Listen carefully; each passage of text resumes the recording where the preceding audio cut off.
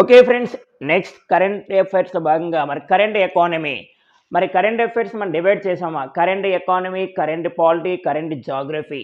మీకు 2 రాష్ట్రాలు ఈ విధంగా ఎక్కడ డిసైడ్ చేశారా, డివైడ్ చేశారో ఒకసారి చూసుకోండి.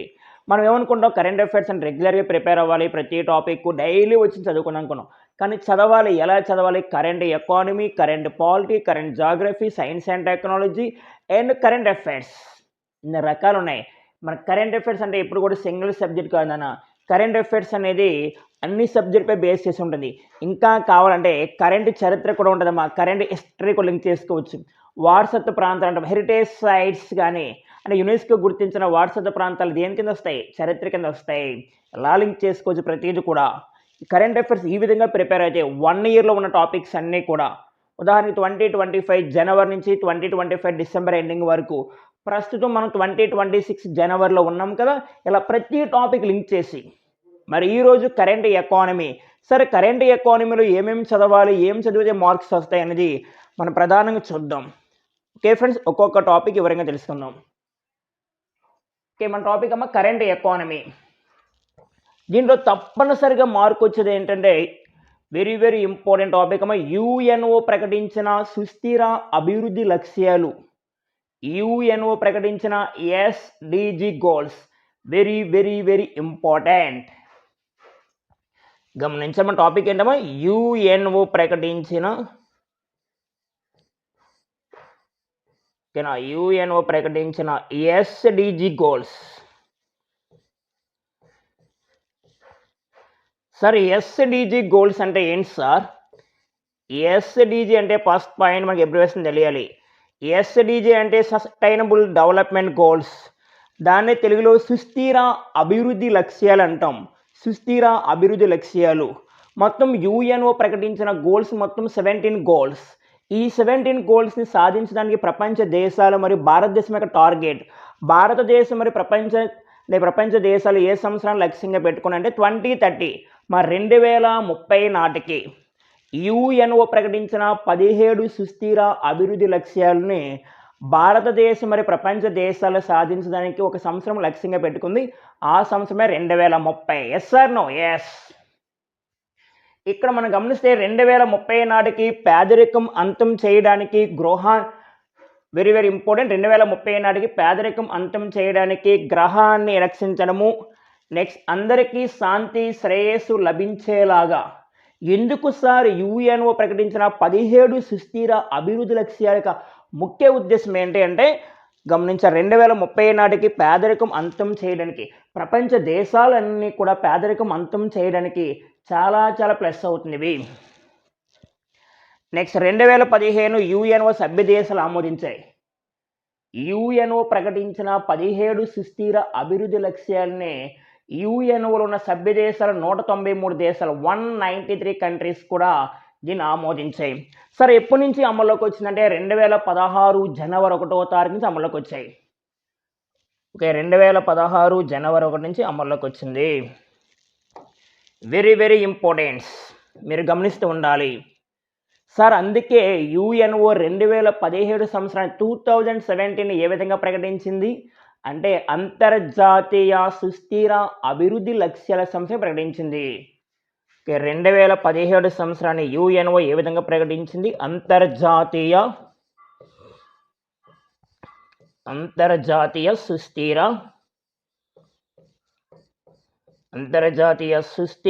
అభివృద్ధి లక్ష్యాల సంస్థగా ప్రకటించింది. ఎస్. నెక్స్ట్ యుఎన్ఓ 2026 ఎలా ప్రకటించాము? 2026ని ఏ విధంగా ప్రకటించిందంటే అంతర్జాతీయ మహిళా రైతుల సంవత్సరంగా, ఇంటర్నేషనల్ ఉమెన్ ఫార్మర్స్ ఇయర్గా ప్రకటించింది. 2026 సంవత్సరాన్ని ఐక్యరాజ్య సమితి ఏ విధంగా ప్రకటించింది? అంతర్జాతీయ మహిళా రైతుల సంవత్సరంగా ప్రకటించింది. అంతర్జాతీయ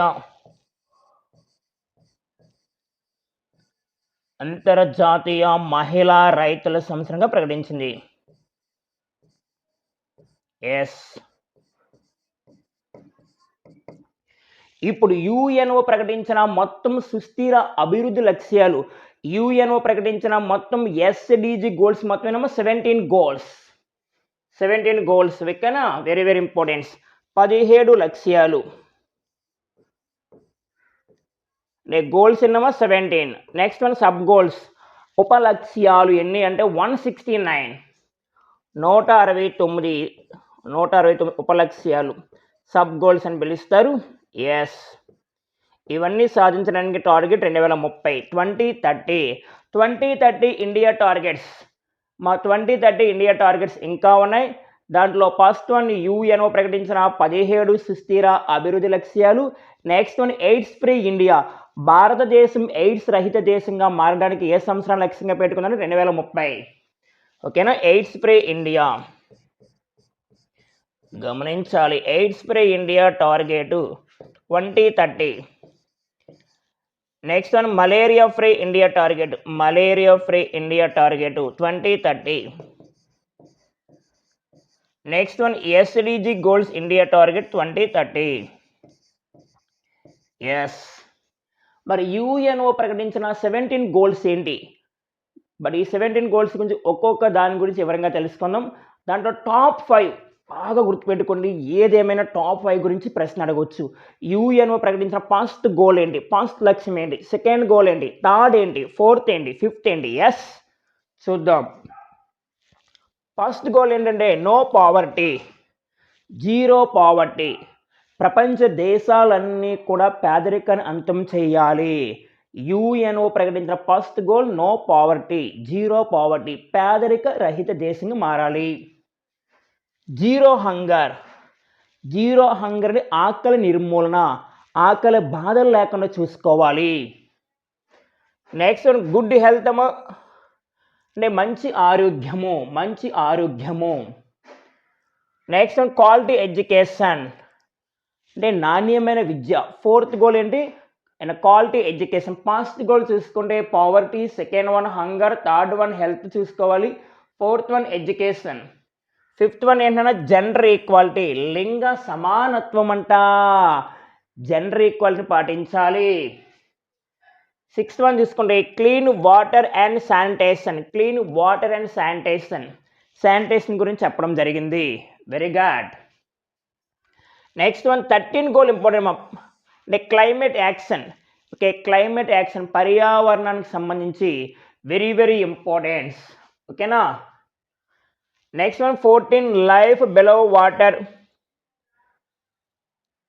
next one 15 life on land. 17 చూసుకుంటే last one partnership for the goals. ఓకేనా, మీకు అన్నీ కావాలంటే క్లారిటీగా 17 గోల్స్ దాని గురించి ఇవ్వడం జరిగింది. టాప్ 5 బాగా గుర్తుపెట్టుకోండి. 13 కూడా చాలా చాలా ఇంపార్టెన్స్ అవుతుంది, వెరీ వెరీ ఇంపార్టెన్స్. ఓకేనా. ఇంకా 11 గోల్, మా 11వ గోల్ కూడా important, sustainable cities and communities. ఓకేనా, ఏది మర్చిపోయినా టాప్ 5 మాత్రం వదలొద్దు. Yes or no? ఎస్. మొత్తం యుఎన్ఓ ప్రకటించిన సుస్థిర అభివృద్ధి లక్ష్యాలు మొత్తం 17, అవి సాధించడానికి 2030 లక్ష్యంగా పెట్టుకున్నాయి. ప్రస్తుతం యుఎన్ఓ సెక్రటరీ జనరల్గా పనిచేసిన వ్యక్తి ఆంటోనియో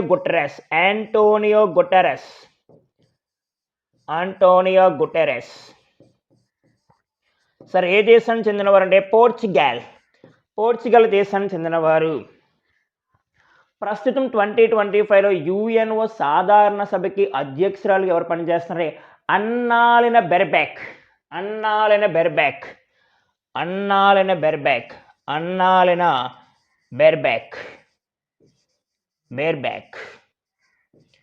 ప్రస్తుతం యుఎన్ఓ సాధారణ సభ అధ్యక్షురాలు మనకి అన్నాలిన బెర్బాక్. ఈమె ఏ దేశానికి చెందినవారు అంటే జర్మనీ దేశానికి చెందినవారు అనేది గుర్తు రావాలి. యుఎన్ఓ ప్రధాన అంగాలు 6: సాధారణ సభ, భద్రతా మండలి, ధర్మకర్త మండలి, సాంఘిక ఆర్థిక మండలి, అంతర్జాతీయ న్యాయస్థానం, సచివాలయం. యుఎన్ఓ ప్రధాన అధికార భాషలు 6 ఉంటాయి: Arabic, Chinese, English, French, Russian, Spanish. ఓకేనా. నెక్స్ట్ టాపిక్ చూద్దాం కరెంట్ ఎకానమీలో. సెకండ్ టాపిక్ చూస్తే బియ్యం ఉత్పత్తిలో భారత్ అగ్రస్థానం. మా రైస్ ప్రొడక్ట్లో ఫస్ట్ ప్లేస్ ఏముంది అంటే మన ఇండియా ఉందంట. మరి రిపోర్ట్ని ఎవరిచ్చి చూద్దాం. ఇక్కడ మనం గమనిస్తే ప్రపంచంలో బియ్యం ఉత్పత్తిలో చైనాను వెనక్కి నెట్టి భారతదేశం అగ్రస్థానంలో నిలిచిందని కేంద్ర వ్యవసాయ శాఖ మంత్రి శివరాజ్ సింగ్ చౌహాన్ ప్రకటించారు. అంటే బియ్యం ఉత్పత్తిలో రైస్ ప్రొడక్ట్లో ఫస్ట్ ప్లేస్ గతంలో చైనా ఉండేది. ఇప్పుడు చైనాని క్రాస్ చేసి ఫస్ట్ ప్లేస్ ఇండియా వచ్చింది. ఓకేనా. నెక్స్ట్, ఇండియా మొత్తం బియ్యం ఉత్పత్తి రికార్డు స్థాయిలో 150.18 150.18 మిలియన్ టన్నులకు చేరుకుందంట.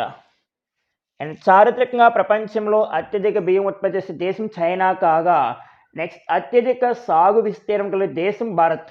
అంటే బియ్యం ఉత్పత్తి చేసే దేశాల్లో అయితే ఫస్ట్ ప్లేస్ చైనా ఉంది. అండ్ బియ్యం నెక్స్ట్ అత్యధిక సాగు విస్తీర్ణం కలిగిన దేశం అయితే మన ఇండియా, దేశం భారత్. కానీ చైనాలో ఉత్పాదకత హెక్టార్ దిగుబడి ఎక్కువగా ఉండేది. అండ్ తాజా గణాంకాల ప్రకారం భారత్ మొత్తం ఉత్పత్తిలో చైనాను అధిగమించడం భారతీయ వ్యవసాయ పరిశోధన మండలి రైతుల కృషికి నిదర్శనం నిలిచిందట. నెక్స్ట్, ఋతుపవనాల అనుకూలత, సాగునీటి సౌకర్యాలు, విస్తీర్ణం, ప్రభుత్వం అందిస్తున్న కనీస మద్దతు ధర పెంపుదల రైతులను వరి సాగు వైపు ప్రోత్సహిస్తున్నాయి. బయోఫోర్టిఫికేషన్, ఇది ఇంపార్టెంట్ అమ్మా. బయోఫోర్టిఫికేషన్ అంటే ఇటీవల విడుదల చేస్తున్న వంగడాల్లో పోషక విలువలు పెంచడము. బయోఫోర్టిఫికేషన్ ఇంపార్టెన్స్ ఏంటంటే ఇటీవల విడుదల చేస్తున్న వంగడాల్లో పోషక విలువలు పెంచడము. ఉదాహరణకు జింకు, ఐరన్ సమృద్ధి వరి. నెక్స్ట్, వాతావరణ మార్పులపై తట్టుకునే లక్షణాలను జోడించడముపై శాస్త్రవేత్తలు దృష్టి పెట్టారంట. సింపుల్గా ఒకటే, బియ్యం ఉత్పత్తిలో ఫస్ట్ ప్లేస్ ఇప్పుడు ఏముందంటే మన ఇండియా. ఇక్కడ పాయింట్ లింక్ చేసుకుందాం. అంటే ప్రపంచంలో వరి ఉత్పత్తిలో ఎక్కువ ఫస్ట్ ప్లేస్ మన చైనా ఉంటుంది, సెకండ్ ఇండియా. అండ్ ప్రపంచ వరి పరిశోధన కేంద్రం international rice research institute sir ఎక్కడ ఉందంటే మనీలా, ఫిలిప్పైన్స్ రాజధాని మనీలాలో ఉంది. అంటే అంతర్జాతీయ వరి పరిశోధన కేంద్రం మనీలా. మనీలా అంటే ఫిలిప్పైన్స్. నెక్స్ట్ వన్, జాతీయ వరి పరిశోధన కేంద్రం నేషనల్ రైస్ రీసెర్చ్ ఇన్స్టిట్యూట్ ఎక్కడుంది సార్ అంటే చాలా ఇంపార్టెన్స్, కటక్. కటక్ అంటే ఒడిశా. భారతదేశంలో పాల ఉత్పత్తిలో ప్రథమ స్థానం అయితే ఉత్తరప్రదేశ్. నెక్స్ట్ ప్రపంచ పాల ఉత్పత్తి మిల్క్ ప్రొడక్ట్లో ఫస్ట్ ప్లేస్ ఏముంది సార్ అంటే మన ఇండియా ఉంది. ఇక్కడ మన ఇండియా గురించి చూసుకుంటే next milk, next one rice, next one చిరుధాన్యాలు, మిల్లెట్స్, చిరుధాన్యాలు. ఓకే, ఇవన్నీ కూడా ఫస్ట్ ప్లేస్ అని గుర్తు రావాలి. మిల్క్ కానీ, రైస్ కానీ, చిరుధాన్యాలు, బియ్యం ఉత్పత్తులు కానీ, చిరుధాన్యాలు కానీ, పాల ఉత్పత్తిలో India first place. Very very important. ప్రస్తుతం కేంద్ర వ్యవసాయ శాఖ మంత్రిగా పనిచేసిన వ్యక్తి శివరాజ్ సింగ్ చౌహాన్ అని గుర్తు రావాలి. ఆంధ్రప్రదేశ్ వ్యవసాయ శాఖ మంత్రిగా పనిచేస్తుంది అచ్చెన్నాయుడు గారు, శ్రీకాకుళం జిల్లాకు చెందినవారు అనేది గుర్తుపెట్టుకోవాలి. ఓకే ఫ్రెండ్స్, నెక్స్ట్ వన్ చూసుకుంటే మరి కరెంట్ ఎకానమీ మరొక ఇంపార్టెన్స్. భారతదేశ వృద్ధి రేటు అంచనా వేసిన సంస్థలు 2025-2026 ఫైనాన్స్ ఇయర్ 2025-26 ఆర్థిక సంవత్సరానికి ఫైనాన్స్ ఇయర్ ఎప్పుడు స్టార్ట్ అవుతుందమ్మా మనకి? మరలా 2026 ఏప్రిల్ 1న స్టార్ట్ అవుతుంది. 2027 మార్చి 31న ఎండ్ అవుతుంది. ఫైనాన్స్ ఇయర్ ప్రతి సంవత్సరం మనకి ఏప్రిల్ 1న స్టార్ట్ అవుతుంది. అంటే ఏప్రిల్ 1న స్టార్ట్ అయ్యి మార్చ్ 31న ఎండ్ అవుతుంది. 2026 ఏప్రిల్ 1న స్టార్ట్ అయ్యి 2027 మార్చ్ 31న ఎండ్ అవుతుంది. ఇప్పుడు భారతదేశ వృద్ధి రేటు అంచనా వేసిన సంస్థలు భారతదేశం యొక్క జీడిపి వృద్ధి రేటుని ఆయా సంస్థలు, ఆయా బ్యాంకులు అంచనా వేస్తూ ఉంటాయి 2025-26 ఆర్థిక సంవత్సరానికి. అయితే వృద్ధి రేట్లు మాత్రం మీరు ఎగ్జామ్కి వెళ్ళమని చూసుకోవాలి. ప్రజెంట్ నేను వీడియో చేస్తున్నప్పుడు ఉన్న అంచనాలు మాత్రమే. మరలా వెంటనే మారే అవకాశం ఉంది. ఒక రోజులో మారొచ్చు, నెక్స్ట్ 1 వీక్లో మారొచ్చు, 1 మంత్లో మారొచ్చు, 2 మంత్స్లో మారొచ్చు. ఎవ్రీ టైం మారుతూనే ఉంటాయి వృద్ధి రేట్లు. అంటే ఎస్టిమేషన్, ఒక అంచనా మాత్రమే. కానీ ఎగ్జామ్కి వెళ్ళమని చూసుకోవాలి. అయితే తప్పనిసరిగా ఇక్కడ ఆయా సంస్థలు, ఆయా బ్యాంకులు గుర్తుపెట్టుకోండి. కానీ రేటింగ్ ఉందిగా, రేటింగ్ మాత్రం ఒక్కసారి చూసుకోండి ఎగ్జామ్కి వెళ్ళే ముందు. నేను చెప్పే సంస్థలు, బ్యాంకులు అవే గుర్తుపెట్టుకోండి. అవే సంస్థలు ఉన్నాయా లేదా రిపోర్ట్ ఉందా చూసుకోవాలి. ఎగ్జామ్కి వెళ్ళే ముందు మళ్ళీ క్లారిటీ ఇస్తున్నా, నేను చెప్పే సంస్థలు బ్యాంకులు అవే క్వశ్చన్స్, కానీ ఆన్సర్ మనం చెక్ చేసుకోండి. ఉదాహరణకి ఆర్బీఐ ఎంత శాతంగా అంచనా వేసింది అంటే ప్రజెంట్ 6.3% అంట, కానీ ఎగ్జామ్కి వెళ్ళే ముందు ఆర్బీఐ 6.3% ఉందా లేదా చూసుకోవాలి. తప్పనిసరిగా బిట్ వచ్చే అవకాశం ఉంది. Very very important. ఇక్కడ మీరు గమనిస్తే భారతదేశ వృద్ధి రేటు అంచనా వేసిన సంస్థలు మా 2025-26 ఆర్థిక సంవత్సరం సంబంధించి. దీంట్లో ఫస్ట్ వన్ గమనిస్తే యుఎన్ఓ అంటే ఐక్యరాజ్య సమితి నాన్న. అయితే ఐక్యరాజ్య సమితి భారతదేశం యొక్క జీడిపి వృద్ధి రేటుని 2025-26 ఆర్థిక సంవత్సరానికి ఎంత శాతంగా అంచనా వేసింది? Very very important. 6.3% అంచనా వేసింది. ఓకే, 6.3% అంచనా వేసింది. నెక్స్ట్ వన్ ఏడిబి అంటే ఏషియన్ డెవలప్మెంట్ బ్యాంక్. దీన్నే ఆసియా అభివృద్ధి బ్యాంక్ అంటారు. ఆసియా అభివృద్ధి బ్యాంకు ఎంత శాతంగా అంచనా వేస్తుంది? ఎస్టిమేషనమ్మా. ఓకే, 7.2%. మరి ఏడిబి ఎప్పుడు ఏర్పాటైందమ్మా? 1966లో ఏర్పాటు చేశారు. ప్రస్తుతం ఏడిబి ప్రెసిడెంట్గా పనిచేసిన వ్యక్తి మసాతో కంద పనిచేస్తున్నారు. ఏడిబి ప్రెసిడెంట్గా మసాతో కంద గారు పనిచేస్తున్నారు. Yes or no? Yes. Next one ప్రపంచ బ్యాంక్. ప్రపంచ బ్యాంక్ అంటే వరల్డ్ బ్యాంక్. ఈ వరల్డ్ బ్యాంక్ మరొక పేరే IBRD, international bank for reconstruction development. ఈ ప్రస్తుతం వరల్డ్ బ్యాంక్ ప్రెసిడెంట్గా పనిచేస్తుంది అజయ్ బంగా. మరి వరల్డ్ బ్యాంక్ భారతదేశం యొక్క జీడిపి వృద్ధి రేటుని ఎంత శాతంగా అంచనా వేసింది? 6.5%.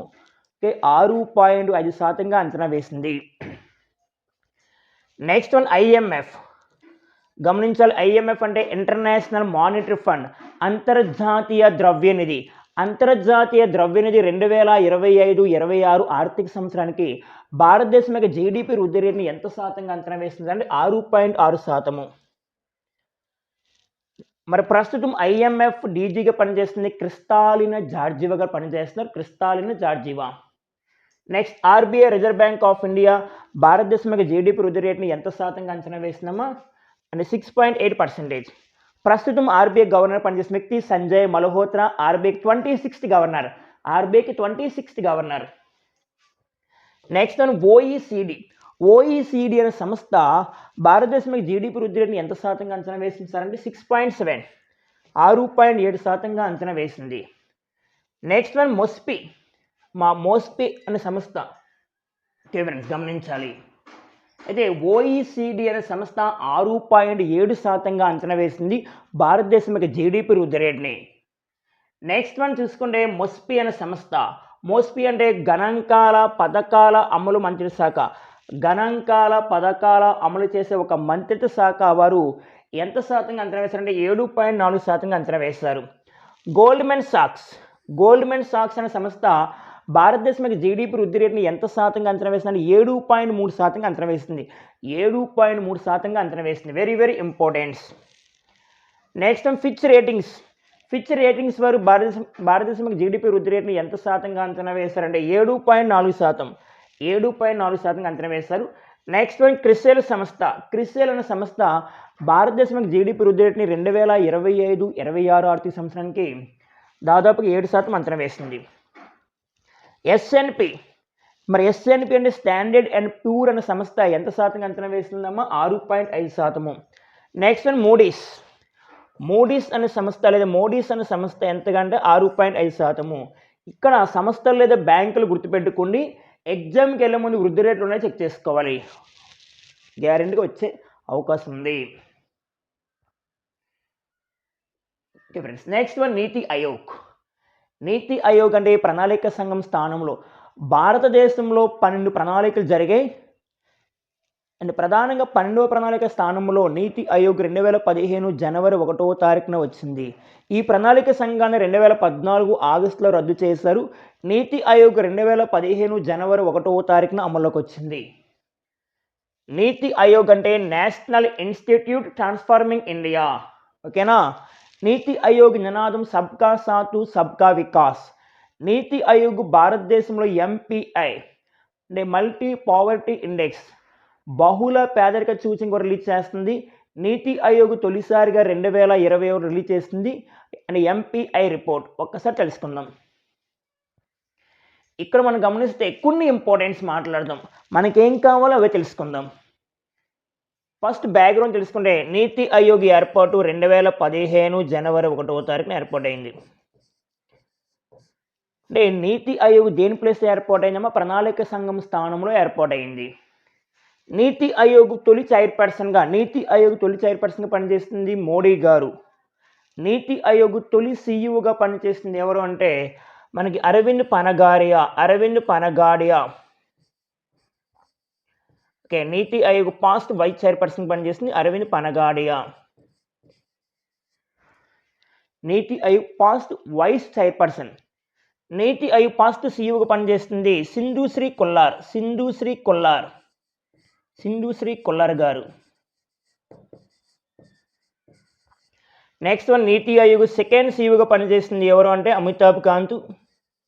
నీతి Aayog second CEO Amitabh Kant. Next one NITI Aayog third CEO Parameshwar Iyer. NITI Aayog fourth సీఈఓగా పనిచేస్తుంది ఎవరు సార్ అంటే ప్రజెంట్ పనిచేస్తున్నారు బీవీఆర్ సుబ్రహ్మణ్యం గారు పనిచేస్తున్నారు. నీతి ఆయోగ్ బహుళ డైమెన్షనల్ పేదరిక సూచి ఎంపీఐని రిలీజ్ చేస్తుంది, మల్టీ పావర్టీ ఇండెక్స్. మరి తొలిసారిగా ఎప్పుడు రిలీజ్ చేస్తుందంటే 2021 నవంబర్లో. మరి బహుళ డైమెన్షనల్ పేదరిక సూచి ఏ విధంగా రిపోర్ట్ ఇస్తుందంటే ఆరోగ్యము and health, next one education, next జీవన ప్రమాణము. ఆరోగ్యము, విద్య, జీవన ప్రమాణాల ఆధారంగా 25.1% పేదలు ఉన్నారని అంచనా వేసింది ఫస్ట్ రిపోర్ట్ ప్రకారం. మరి రిపోర్ట్ని అంటే ప్రధానంగా ఈ రిపోర్ట్ దేని ఆధారంగా అంచనా వేసింది అంటే నేషనల్ ఫ్యామిలీ హెల్త్ సర్వే. గమనించాలి, national family health survey NFHS అంటారు, national family health survey. Okay, national family health survey 2015-16 data ఆధారంగా. ఓకే, డేటా ఆధారంగా జిల్లా స్థాయిలో పేదరిక నిర్మూలన కోసము మనకి బహుళ డైమెన్షనల్ పేదరిక సూచన పనిచేస్తుంది. మరి ఇటీవల కాలంలో 2023 రిపోర్ట్ మనకు వార్తల్లో ఉంది. మరలా 2025 రిపోర్ట్ వచ్చే అవకాశం ఉంది, అప్పుడు క్లారిటీగా తెలుసుకోవచ్చు. ఓకేనా? ఇప్పుడు మనకు కావాల్సిన నీతి ఆయోగ్ ప్రస్తుతం సీఈఓగా పనిచేసిన వ్యక్తి ఎవరంటే బీవీఆర్ సుబ్రహ్మణ్యం. ఇక్కడ మీరు చూస్తే నీతి ఆయోగ్ ప్రస్తుతం చైర్పర్సన్గా మోడీ గారు పనిచేస్తున్నారు. నీతి ఆయోగ్ ప్రస్తుతం వైస్ చైర్పర్సన్గా పనిచేస్తుంది సుమన్ బేరీ గారు పనిచేస్తున్నారు. నీతి ఆయోగ్ ప్రస్తుతం సీఈఓ మాత్రం BVR Subrahmanyam. Very very important. నీతి ఆయోగ్ నినాదం సబ్కా సాత్ సబ్కా వికాస్, అంటే అందరితో కలిసి అందరికీ వికాసము. ఓకే ఫ్రెండ్స్, నెక్స్ట్ వన్ మనం గమనిస్తే 16వ ఆర్థిక సంఘం, అంటే కరెంట్ ఎకానమీ మరొక టాపిక్. 16వ ఆర్థిక సంఘం 16 ఫైనాన్స్ కమిషన్. భారతదేశంలో ఆర్థిక సంఘం ఎప్పుడు ఏర్పాటైంది? భారతదేశంలో ఆర్థిక సంఘం 1951లో ఏర్పాటైంది. మరి దీంట్లో ఆర్థిక సంఘం చైర్మన్ పదవి కాలం 5 years.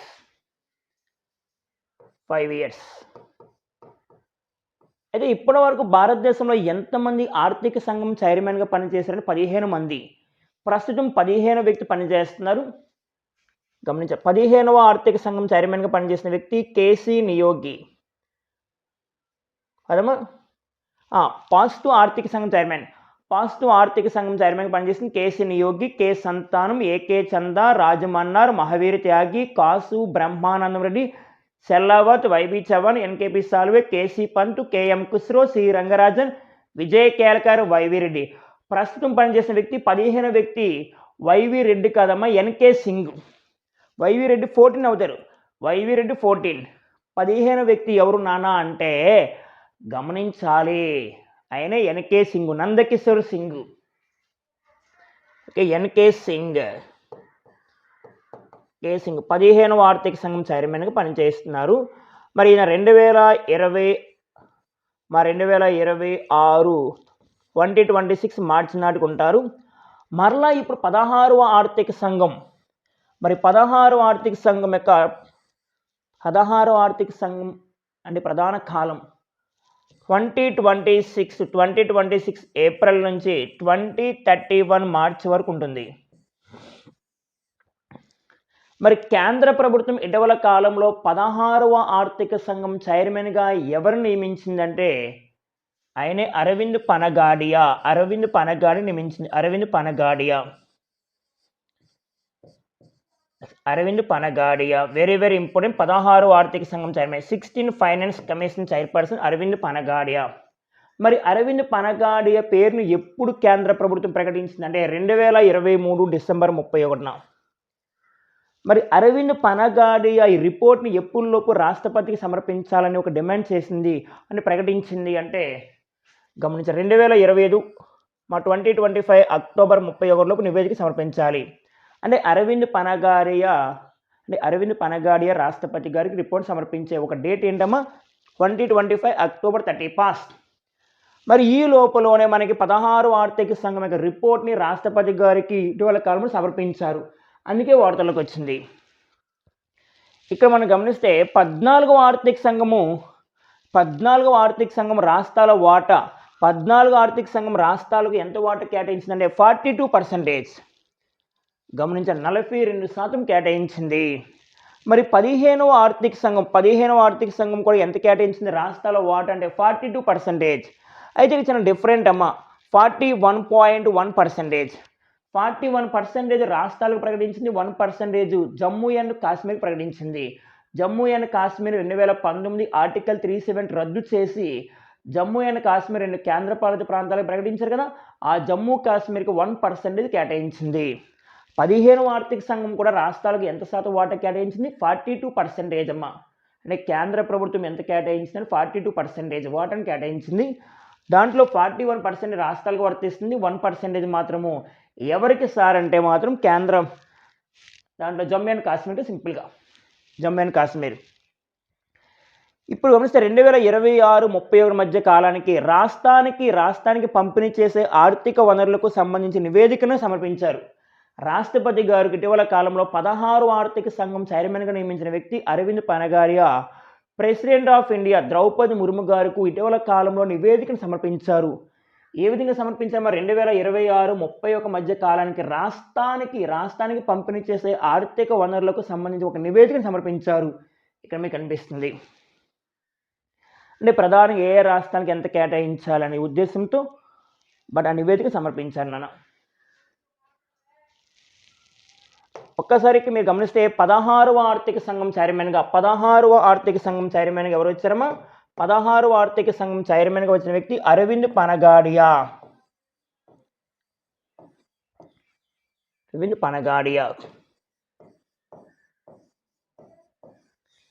నెక్స్ట్ 16వ ఆర్థిక సంఘంలో సభ్యులు 4 మెంబర్స్ నియమించారు ఇటీవల కాలంలో. ఈ 4 మెంబర్స్లో ఒక 3 మెంబర్స్ ఏమో పర్మనెంట్ మెంబర్స్ ఉంటారు, ఒక మెంబర్ ఏమో పరిమిత కాలం. ఓకేనా? ఒకసారి చూద్దాం. 16వ ఆర్థిక సంఘం చైర్మన్ అరవింద్ పనగాడియా, సభ్యులు మొత్తం 4 మెంబర్స్ ఉన్నారు. ఈ 4 మెంబర్స్ చాలా ఇంపార్టెంట్. దాంట్లో ఫస్ట్ వన్ చూసుకుంటే శ్రీ అజయ్ నారాయణ్ జా